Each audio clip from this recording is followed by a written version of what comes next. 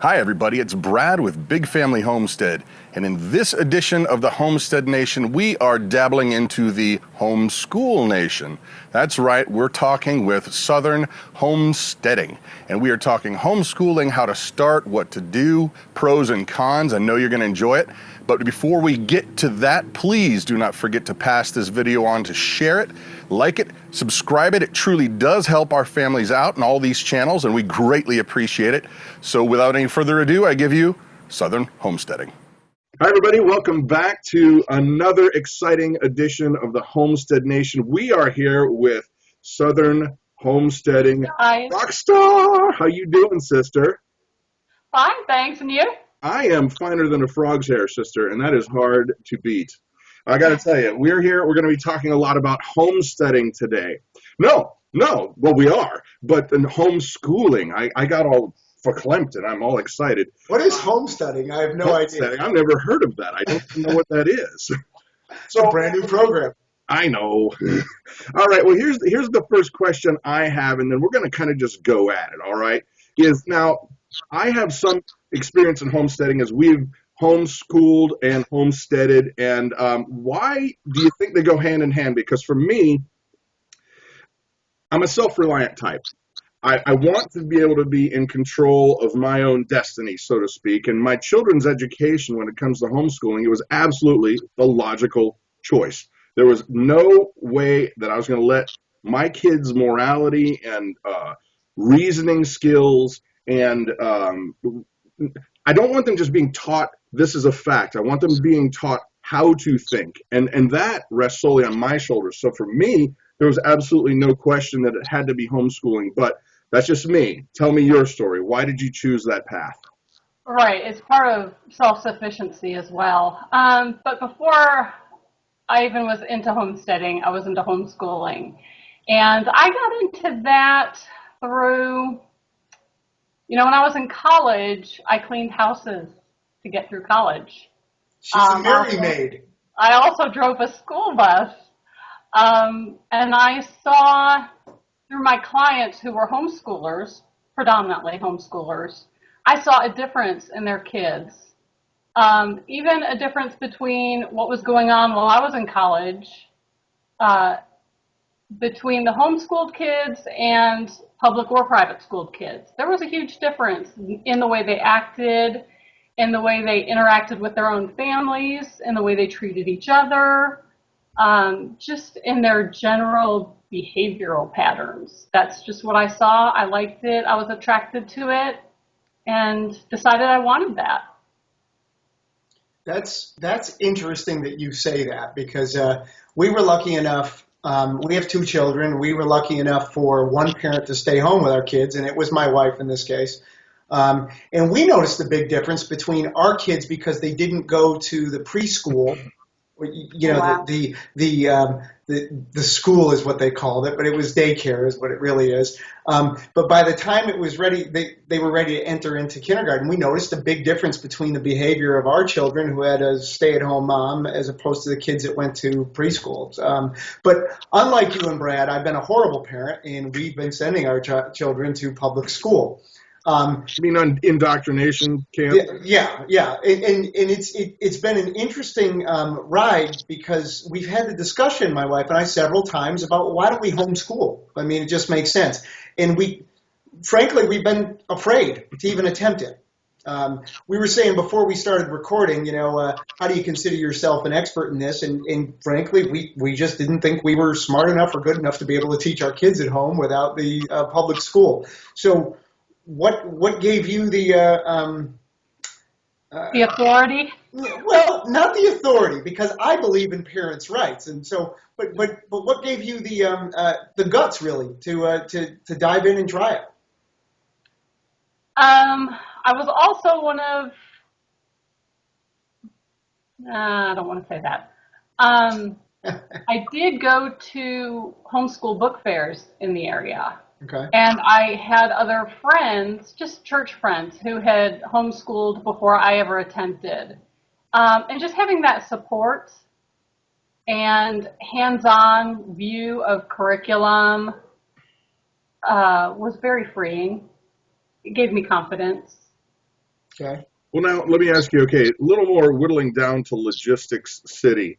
What kind of time commitment are you talking about? Can you make your own schedule? How does it work out in a day-to-day kind of thing?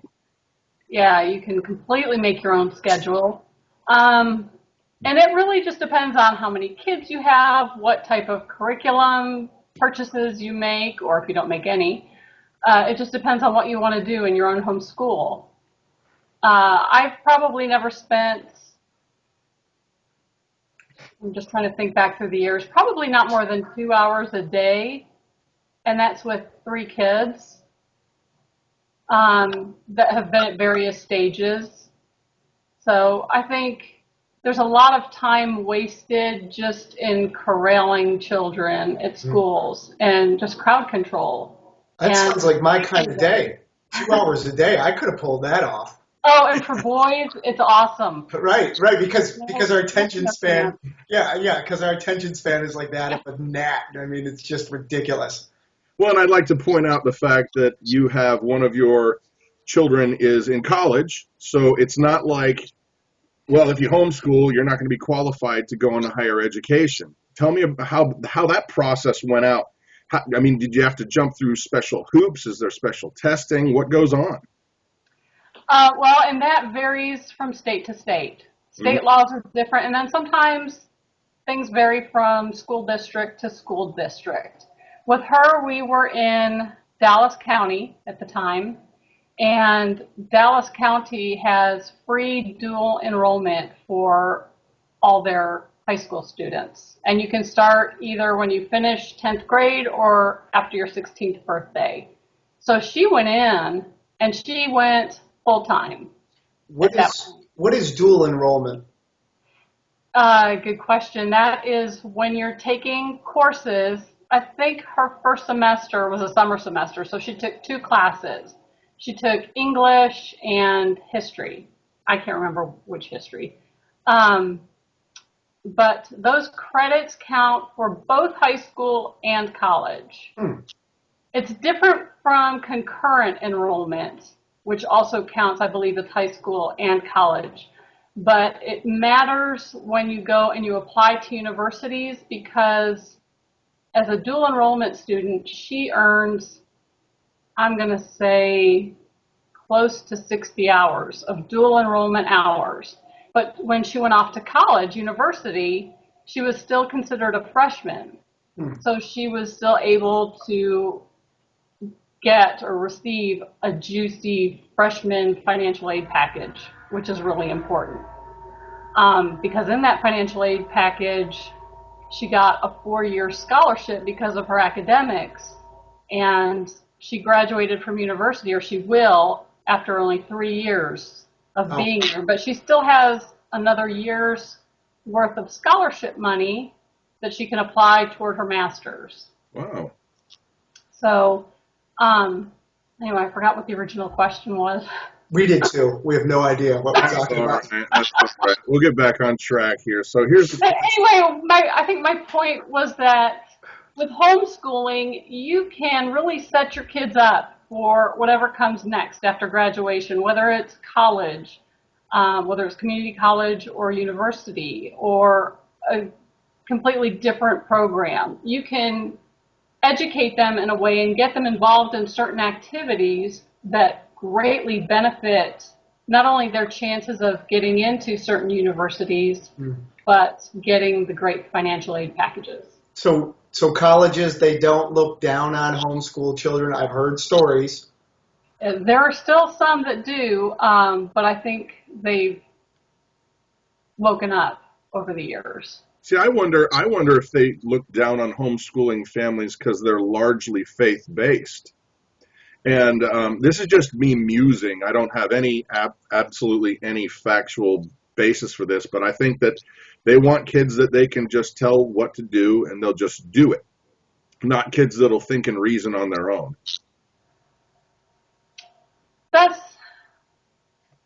I'm trying to think through. Our experience has been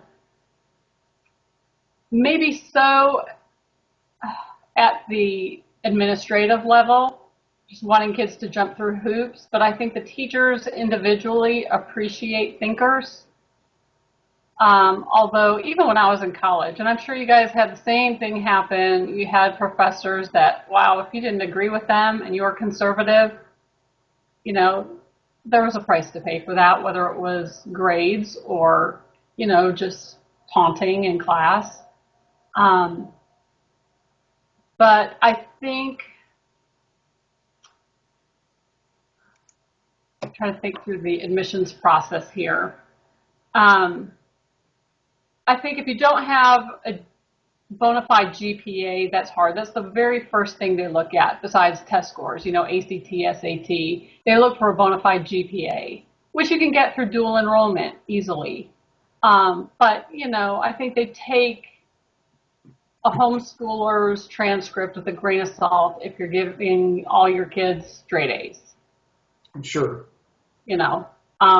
But then in certain states, especially like Texas, because we have no regulation. Well, we have very little regulation, which we can get into some other time, but I don't know that everyone wants to hear about just Texas. Here you would want to give your kids straight A's. You'd be, you know, shooting them in the foot if you didn't. Okay. So can we talk a little bit about the costs associated with homeschooling? Especially with multiple children. I mean, are you able to reuse curriculum material if you have to go out every year? Is it all different and new? What's the cost associated with it? That's difficult. For me, I try to stay completely with reusable curriculum, non-consumables. Although my kids have enjoyed workbooks, and when we hit a subject like math or science, one that I'm not strong in, workbooks have been good. They've been helpful and they're worth the purchase if it really engages my own students, because I can't figure out a way how to engage them in a subject in which I'm not very engaged myself. Well, listen, please don't sidestep it though. I mean, can you ballpark? Because the cost thing is to be something for a lot of people at some point, or maybe not. I don't know. It's not unusual for us to spend $300 to $500 a year on curriculum. Per student or total? Total. Well, that can increase once you get. I'm sorry. I was going to say I got to kind of chime in there just because this past year, my wife was absolutely crazed on finding the best curriculum and for free. Almost all of our curriculum we have found for free online. There's always printout materials that you can use. There, you know, that with like workbook style stuff. I mean, you need to be able to write things down. But she's found several. I think it's called Easy Peasy All-in-One Home Curriculum, and the lady is she's a teacher, and she just makes this and puts it out there and says, here's social studies for 8th grade. Here it is. Bam. And you can, you know, give us some money or not. And that's cool, you know, and because that's really her calling. She feels like this is what I'm supposed to do.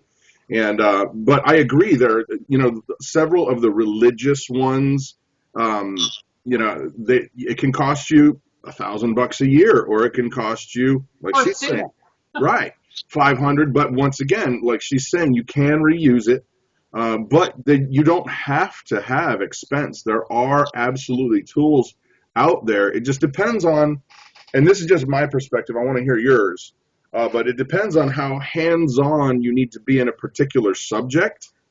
Because for me, I like getting into history with the kids. Hey, let's talk about this. Let's talk about the Revolutionary War or whatever. Whereas I really want somebody else to do the math.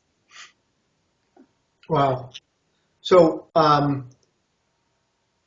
so we got an expense involved in this, but it also sounds like there's more sources out there where you can utilize it and either reduce or eliminate the cost altogether. So that's a plus. And I didn't spend that kind of money when they were in elementary school. I don't know, Brett, if you're familiar with the book, How to Teach Your Child to Read in 100 Easy Lessons. I think it's right over there. All three of our kids. Next to our Mcguffey Readers. And then we just had them check out books at the library. Math was easy, and we've used Well, we used Saxon, I think, up through 6th or 8th grade. I can't remember which. And that was a big purchase per child with manipulatives, but that's fun. That's what makes math engaging and fun. So we poured a lot of money into math, whereas we didn't have to for reading. And then, science, you can go all out. You can get microscopes, hundreds of dollars. And all the lab equipment, the specimens that you can buy for that. So it sounds to me like it's pretty intuitive to know the advantages, or at least a lot of the advantages to homeschooling your children. There's got to be some drawbacks, not just from the student's perspective, but maybe from the teacher, a la parent's perspective. Can you discuss a couple of the disadvantages, and then maybe also, a couple of the advantages that might not come to mind right away through experience? Disadvantages, well, and it could be an advantage, your time isn't yours. You can't parent selfishly. You can't be lazy. I mean, you can be. I only homeschooled 2 hours a day, but that's sit-down homeschool time. There's other, when we were learning about fractions, we were cooking. There are other ways you can incorporate school. Just going to the grocery store Sure. is something that they need to learn. That's a life skill. Yep. But sit-down time was only 2 hours a day. But still, it's not just, with homeschooling, it's not just your sit-down time that can't be lazy. It's your parenting in general. You can't be at home all day with your kids without enjoying being home with your kids all day. And they have to exhibit some sort of self-discipline, self-control. There can't be constant bickering. You can't, as a mother, and I'm assuming it's the mom staying home with the kids, you can't brush off their fighting. You can't constantly send them to their rooms when they're fighting. You can't ignore their misbehavior. You have to deal with it, and you can't leave it all for Dad, the principal. This doesn't sound like any fun at all. You can't ignore your kids. Advantage. You can't just put them in front of the TV and say, go play Xbox. Sesame Street school. Sounds horrible. Video school. Funny. Although we've done a lot of history using the History Channel, I do have to say that. So. Yeah. And, videos from the library. But, overall, okay, so that's a disadvantage. You can't be lazy. But then again, there's advantages to that. You're more self-disciplined with your own time. You can't be lazy. There have been some social disadvantages. I think my daughter would kill me if I actually told this story on her, but I'm going to. When she was about 12 years old, she would constantly have this big grease spot in the back of her head that she just couldn't wash clean. I don't know what her problem was, but it would never come clean, and I was constantly in a battle with her. Get back in there, get that soap in there. This is how you scrub. Okay, so we were having that battle at home.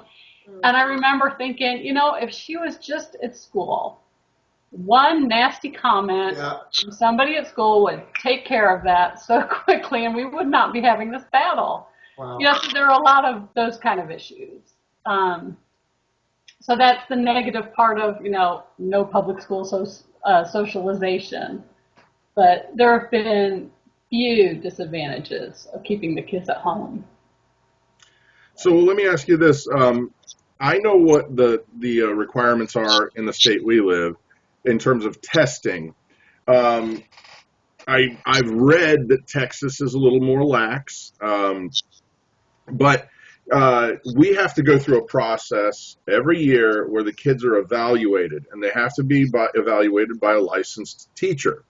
And those results have to be sent to the state so that there is a nebulous thing that the kids are now measured by to make sure they're not dummies or whatever. So do you guys have the same kind of testing processes in Texas? We have nothing. We have to be able to verbally state that we're teaching reading, arithmetic, and reading, writing, arithmetic, and good citizenship. And that's it. That's all we have. Good we are citizenship. That's interesting. Good citizenship. How do you demonstrate that you're teaching good citizenship? And what is good citizenship? Oh, they make videos of the kids picking trash up on the highway. Boy Scouts. Boy Scouts? That's traditionally what it's been for most people. Mhm. Okay.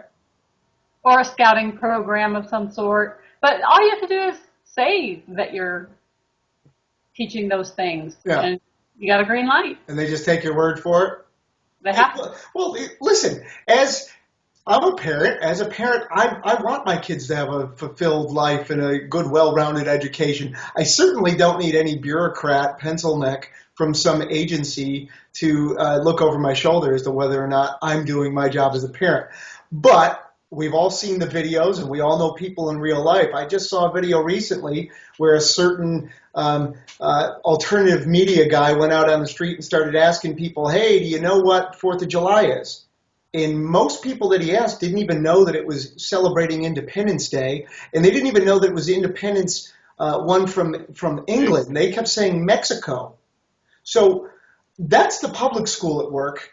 I can't imagine that being homeschooled would be any worse than that. In fact, I got to imagine there's some statistics out there that show that homeschooled children are probably in a better position academically than most public schooled individuals. Are you aware of any of the statistics that might shake? I've heard. Yeah. I've heard. You can get on hslda.org and read all the information they have. They're a wealth of information. That's Defense League. Defense League Association, hslda.org, and they can also steer you to your state laws, state support groups. I've heard those statistics. I don't really care one way or the other about the statistics. I care about my family and what I'm doing with my kids.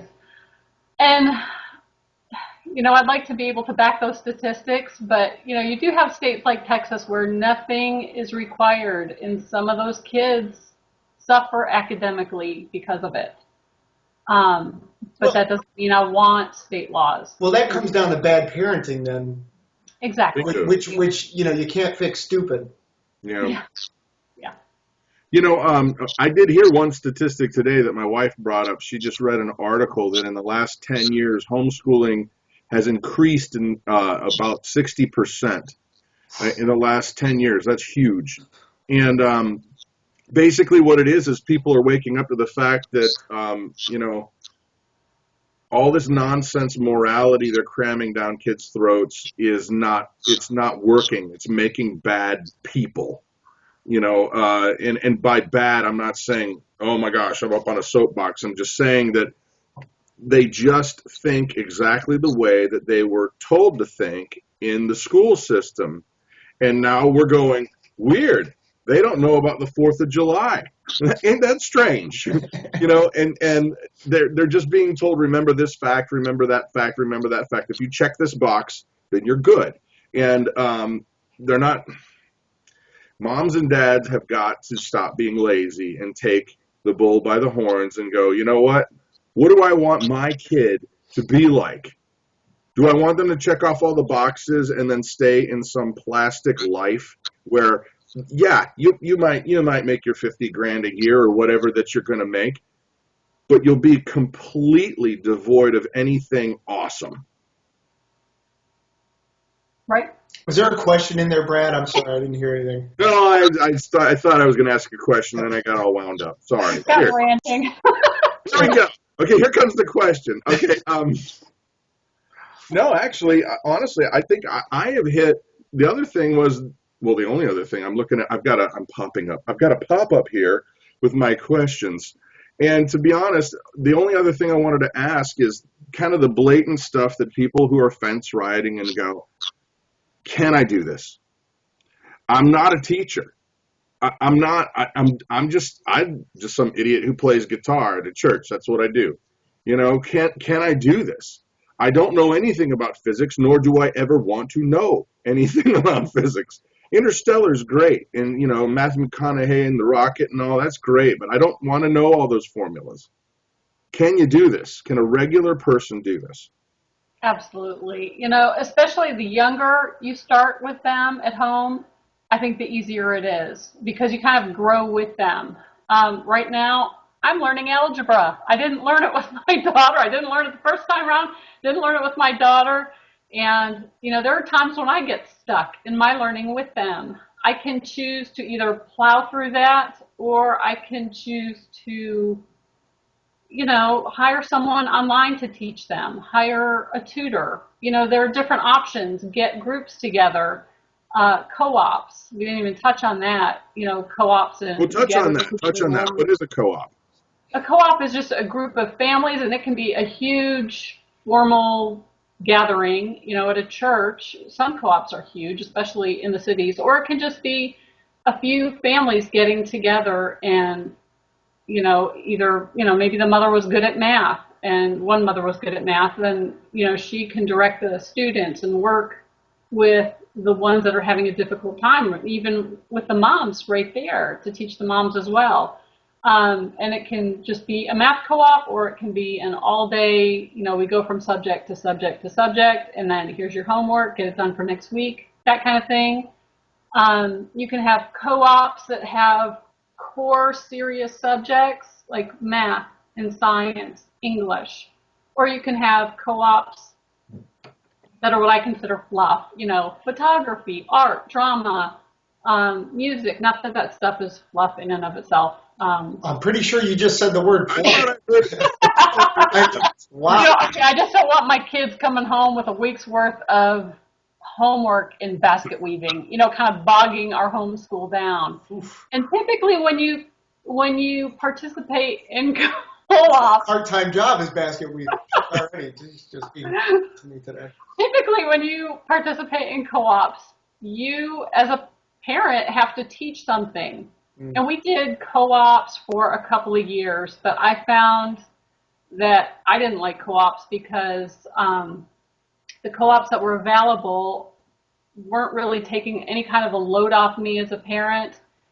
And in teaching, that meant I had to prepare for teaching, which meant also that I had to ignore my own family.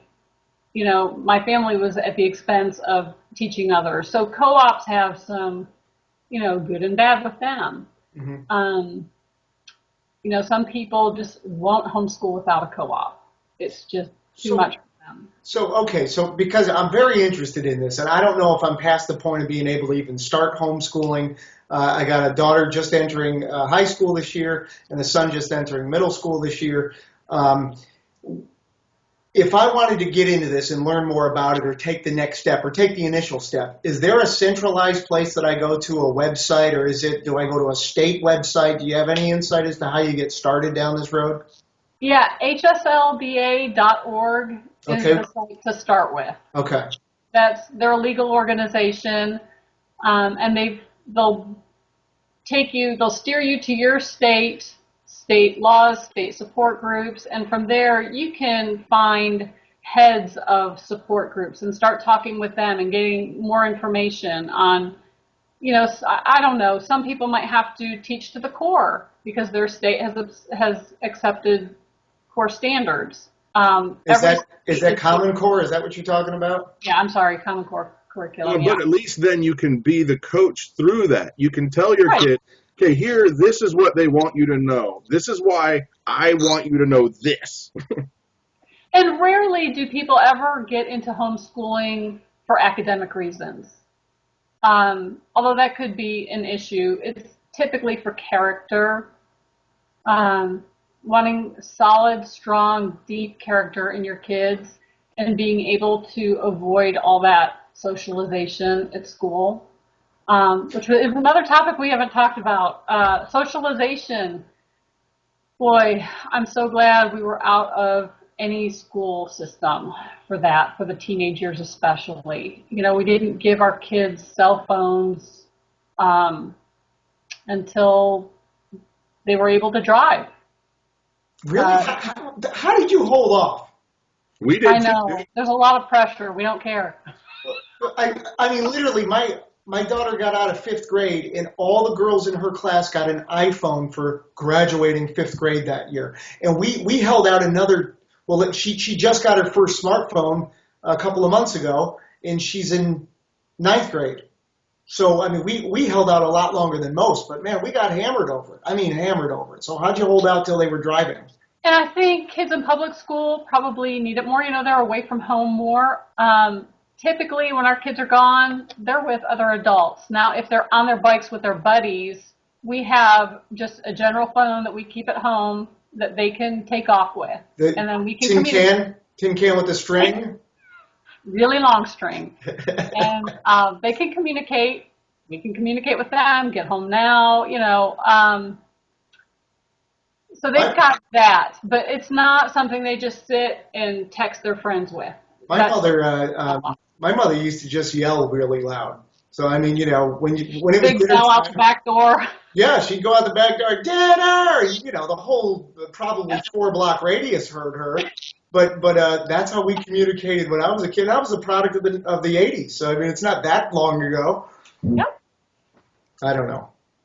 Yeah, we just the technology stuff. Grandmas haven't helped with that issue, but they get their gifts, but there are strict limitations on screens. And with discipline, at their ages now, 14 and 15, screens are the first thing to go out the window when it's, when we have to discipline. I'm with you. Frowning, what are you going to do to a homeschool kid, Right. Well, and that's exactly for us. It's the cell phone they hate. They will kill themselves any other way. Just do this to me, Dad. Just do that to me. Don't take the cell phone. Right. And it's amazing to watch. You can waterboard me. I just need my phone. Right. Well, we set time limits too, like 8 o'clock. There's no more phone. Go plug it into the wall. And we probably need to get a little more controlled. But it's difficult when you're saturated in a society that's just everybody does it. Yeah. And the funny thing for me specifically in terms of the homeschooling thing, the amount of technology that we use now, it's a hard balance to find because the kids are all on computers. I mean, we'll have like a table of 4 laptops going at any given moment. And they're all on different websites and they're all researching this or all researching that and just keeping it policed to the point where, you found a website to text app so that because you don't have your phone in your hand and you're still talking to so-and-so over here and I think you're doing your science project. So what I would ask is in summing up, I mean, we could go for days on this, but in summing up, what would your encouragement be to somebody who's thinking, I think this is a way that I should go. What should I do? Jump in. Find some support near you and just jump in. There will be holes in their education. I know. Here's something really embarrassing. One of our sons could not remember, I'll say remember, he just didn't know where the Rocky Mountains were. And all I could think of was, you're in high school, if you were any other kid, I'd be like, where do you go to school? My mama told me. Yeah. And we've done maps, charts, and graphs. We've done so much to cover it. We've been to the Rocky Mountains, and there are going to be holes in their education no matter how well you think everything is covered. I remember with our daughter, because we weren't writing letters, like you said, everything's on computers. She didn't know how to address an envelope at a certain age, and I thought, oh, failure. And how many of these things are going to be made aware of, all these little holes, when she's out in college and she's horribly embarrassed. But that hasn't happened. If it has, it hasn't been some horrible thing. And great character trumps all of that.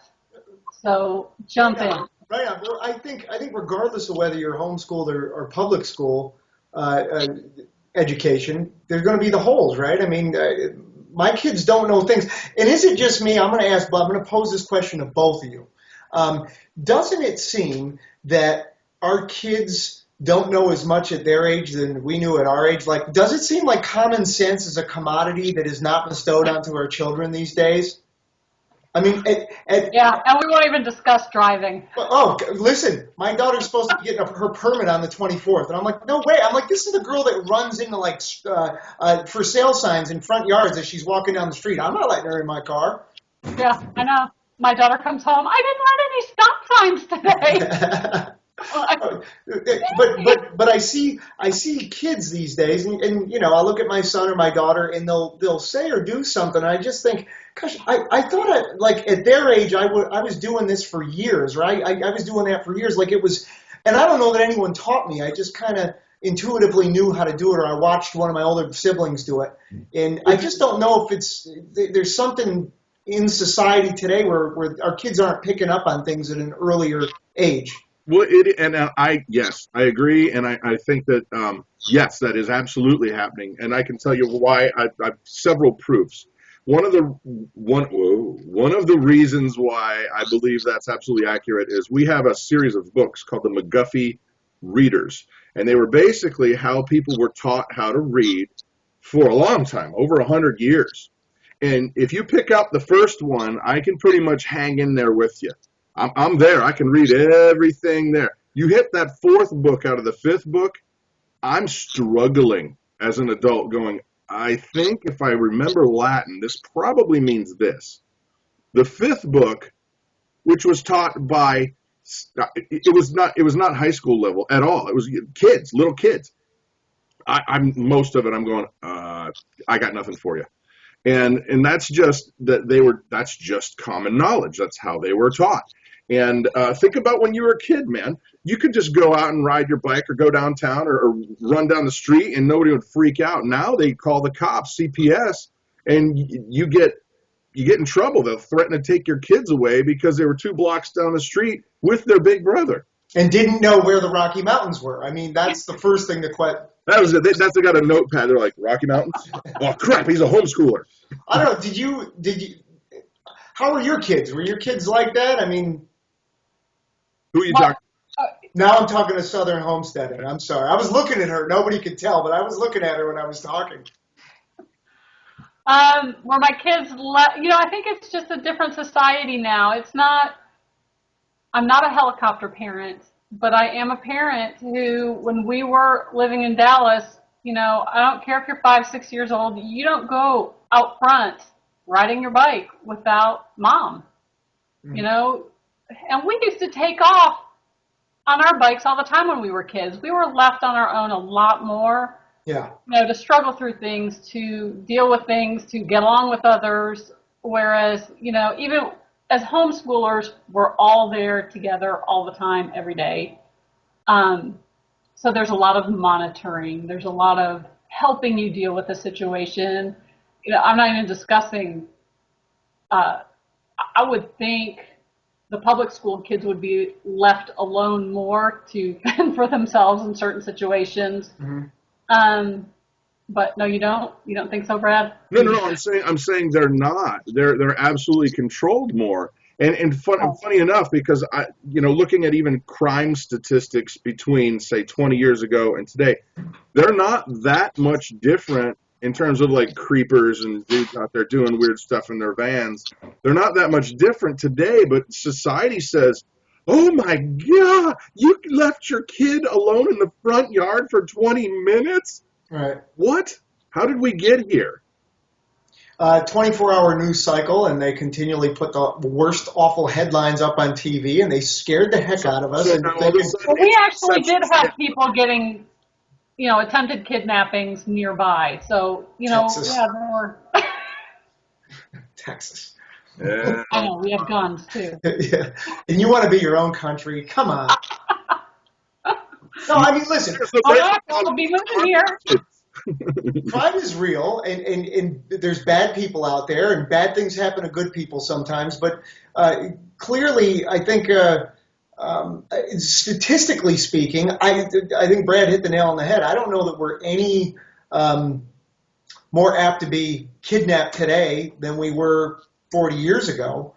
But you certainly wouldn't know that based on people's feelings about the matter. And listen, I'm the same way, especially first time I let my kids go out of my sight, it was very nerve-wracking. Now, being the 7th of 8 children, my parents didn't care. In fact, I saw the look of disappointment when I'd come home at the end of the night. They'd be like, oh, he's back. Just terrible. I know it was horrible. I had to live it. Can you imagine?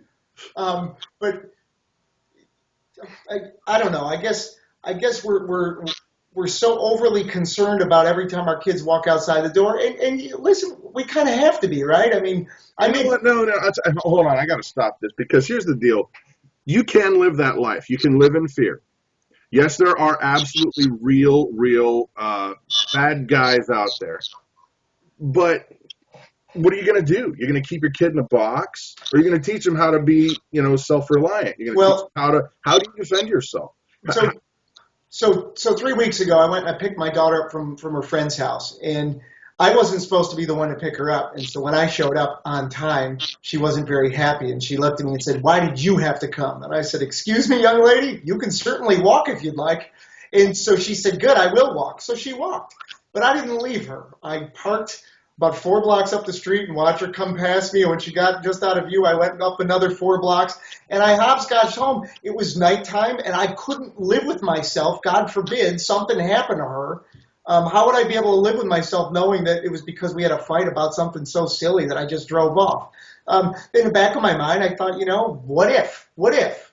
It was a slim chance we were in a nice neighborhood, but what if? I don't know. Well, I'm a wimp. I'm a wimp, Brad. No, I just think we've been sold on the idea that we need a nanny state, and we do not. I didn't say anything about nanny state. I'm saying that's the general public. Listen, you have 7 kids. If a couple of yours just disappeared tomorrow, I don't even know if you'd notice. I would notice if one of my 2 kids just disappeared. Jeez, oh, Pete. All I'm saying is that as a society, we've drank the Kool-Aid that we have to have somebody up there looking out for us, and it's going to be the government, and they're going to definitely take care of you, and you can't do it on your own. No. You're a bad parent if you do this, and this. You can't possibly do it on your own, and that's what I just don't believe that. I think that I'm going to do a better job in every case with my family, every case, and I do not need nor want your help. Agreed. So everything you just said, I'd like to bring it back to homeschooling here. Just wrap it up with Southern homesteading. Sorry, we got fighting, and now we just went off the rails there.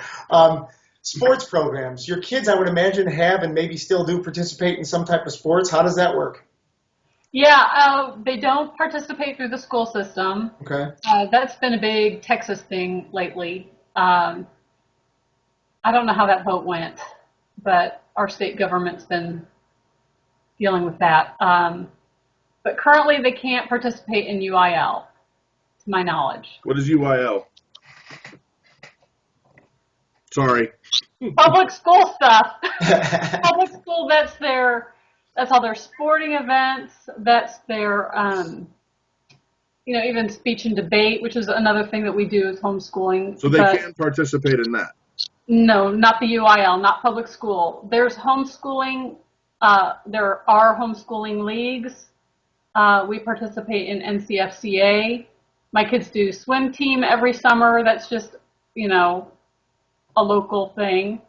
Apart from the school district. Sports, we've also done local sports teams. So they're basketball. So they get socialization, they get their time to go out there and learn sports because sports are important. I mean, more than I get. To look it up because I know in our state we can actually take our kids to the school and they can participate in band programs, they can participate in sports programs, and several of those what they would call extracurricular activities. As long as we register them, they can do that. And I know that's by a state-by-state thing. And does your state reimburse you for any of the costs associated with it? No, unless you're like a poor family like we are, then you can apply and you can actually get, same thing like any kid who goes to school. I mean, if they were there, let's say our kid at public school was qualified for free lunch program, but they were also in a sports program, you would probably get a discounted or reduced rate. Gotcha. But nothing like that in Texas. So this is a state by state.